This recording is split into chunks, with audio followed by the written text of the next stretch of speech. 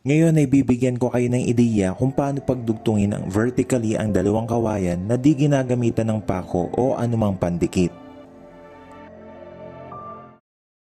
Mga boss, kamusta? Ako po si Curious Kid. Welcome sa aking munting YouTube channel kung saan pwedeng kapulutan ng kaalaman ang pagiging mausisa. Tara, samahan niyo akong tuklasin ang mga bagay na di pa natin alam o naranasan. Kalag na rin ang video na to at napakalaking bagay sa akin ang inyong pag-subscribe. Simulan na natin. Eto na yung mga kawayan na gagamitin natin. Buho daw ang tawag sa uri ng bamboo na to. Ang price nito ay 600 pesos per bundle at ang per bundle naman ay may 40 pieces. Susubukan nating pagdugtungin ang mga ito dahil kailangan ko ng mataas na poste ng bakod at malagyan ng net.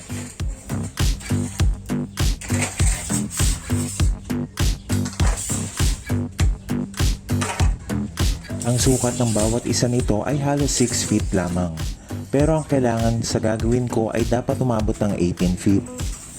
I-sort muna natin depende sa quality at kapal ng mga ito.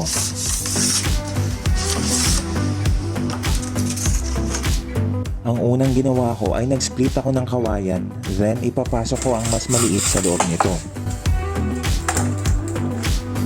Bubutasan ko sila pareho ng tig-dalawa gamit ang drill.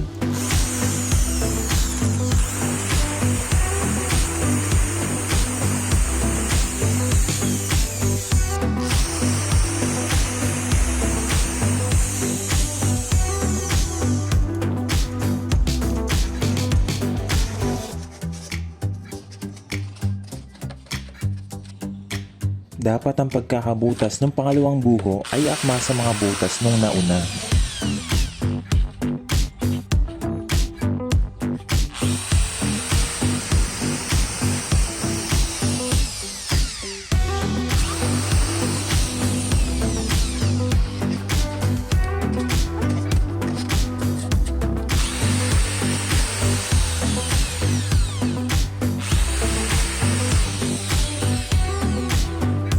Once mabutasan na sila ay maaari nang ipasok yung mas maliit dun sa malaki. Then gagamitan natin ng cable ties para ma-fix na ito. Ipasok lang ang cable tie ng ganito at patagusin sa likod. Pagkatapos ay ilabas sa butas sa itaas.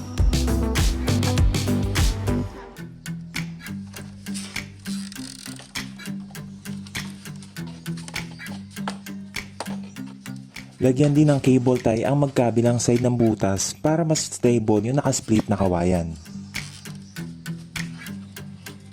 Kung wala kayong cable ties ay pwedeng gumamit ng ibang pantali gaya ng paracord, alambre, or straw.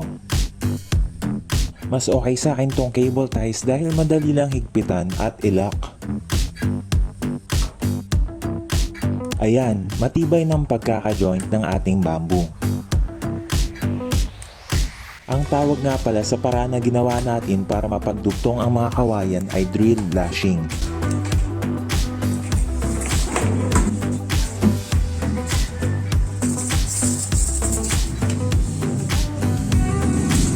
Dudugtong ako ng isa pa dito para ma-reach ko yung haba na kailangan ko.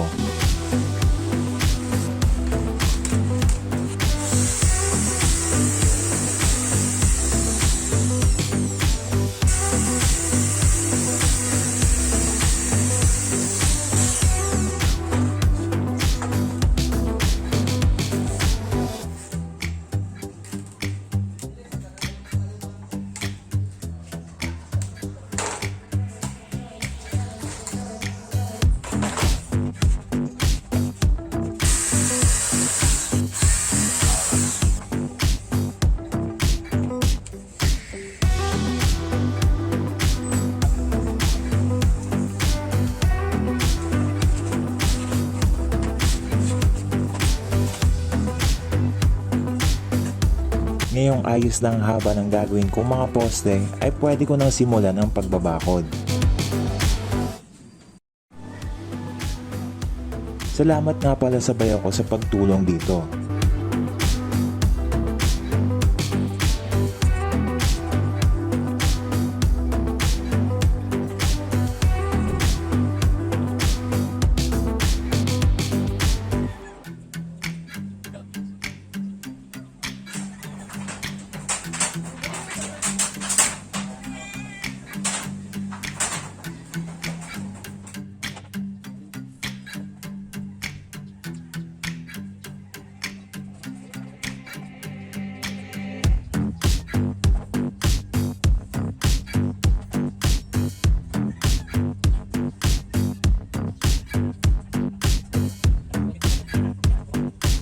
Sana ito ay nakatulong at nagka-ideya kayo kung paano magdugtong ng kawayan. Saludos! At dyan nagtatapos ang ating pagtuklas. Ito muli si Curious Kid, ang nagpapaalala na lahat ay kayang-kayang gawin sa pagiging malikhain. At kung ikaw ay sisipagin, hanggang sa susunod na pag-uusisa mga bata. Adios!